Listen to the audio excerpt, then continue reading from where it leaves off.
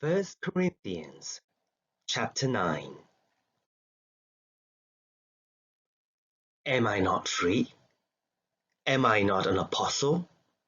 Have I not seen Jesus our Lord? Are you not the result of my work in the Lord? Even though I may not be an apostle to others, surely I am to you, for you are the seal of my apostleship in the Lord. This is my defense to those who sit in the judgment on me. Don't we have the right to food and drink?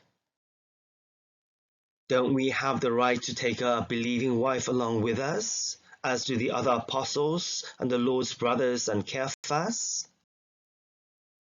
Or is it only I and Barnabas who lack the right to not work for a living?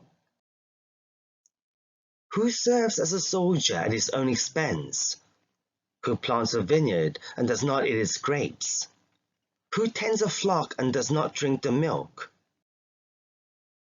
Do I say this merely on human authority? Doesn't the law say the same thing?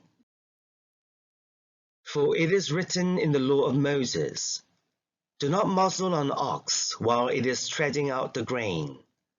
Is it about oxen that God is concerned? Surely he says this for us, doesn't he?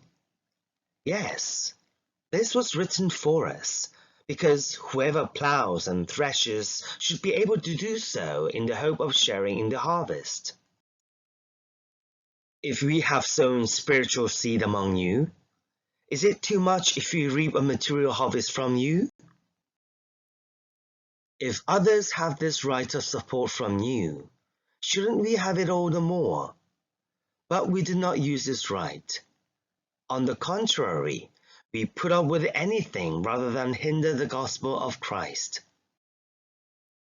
Don't you know that those who serve in the temple get their food from the temple, and that those who serve at the altar share in what is offered on the altar? In the same way, the Lord has commanded that those who preach the gospel should receive their living from the gospel. But I have not used any of these rights, and I am not writing this in the hope that you will do such things for me, for I would rather die than allow anyone to deprive me of this boast. For when I preach the gospel, I cannot boast, since I am compelled to preach. Woe to me if I do not preach the gospel. If I preach voluntarily, I have a reward. If not voluntarily, I am simply discharging the trust committed to me. What then is my reward? Just this, that in preaching the gospel, I may offer it free of charge, and so not make full use of my rights as a preacher of the gospel. Though I am free and belong to no one, I have made myself a slave to everyone to win as many as possible. To the Jews, I became like a Jew to win the Jews. To those under the law, I became like one under the law, though I myself am not under the law, so as to win those under the law.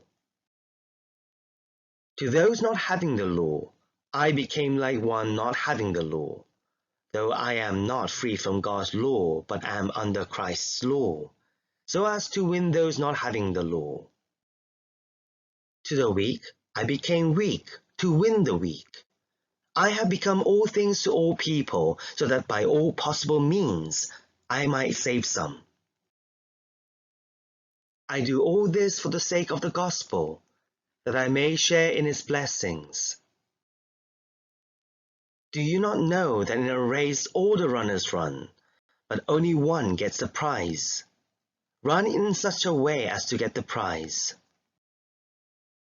Everyone who competes in the games goes into strict training. They do it to get a crown that will not last, but we do it to get a crown that will last forever. Therefore, I do not run like someone running aimlessly. I do not fight like a boxer beating the air. No, I strike a blow to my body and make it my slave, so that after I have preached to others, I myself will not be disqualified for the prize.